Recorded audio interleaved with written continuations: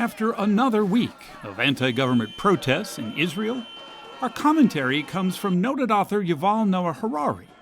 He explains why he thinks Israel is at a tipping point and why that's a concern for us all. As a proud citizen of Israel, I am deeply concerned that my government is trying to establish a dictatorship. Many dictatorships in history were established not by tanks firing in the streets, but by signing papers behind closed doors. By the time people understood what was happening, it was too late to resist. To understand what is happening in Israel, you need to ask just one question. What limits the power of the government? In the USA, there is an entire system of checks and balances. In Israel, we have no constitution, no Senate, no federal structure, and no other check on the power of the central government except one, the Supreme Court.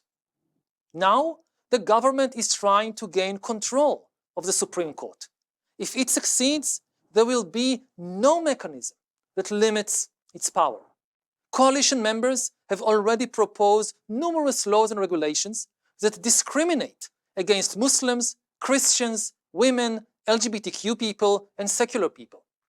They are only waiting to take control of the Supreme Court, and then they could unleash this dictatorial flood. Also, with the Supreme Court neutralized, the government could easily rig the elections, for example, by denying Arab citizens voting rights or by closing down all independent media outlets. Israel will still hold elections, just as Russia holds elections, but it will become a dictatorship. This should be a grave concern, not just to Americans who care about democracy or about the Jewish people. The USA might soon have to deal with a new militaristic dictatorship in the Middle East, armed not only with nuclear capabilities, but also with advanced cyber weapons able to strike anywhere in the world. The people of Israel are struggling to save our democracy. Please stand with us.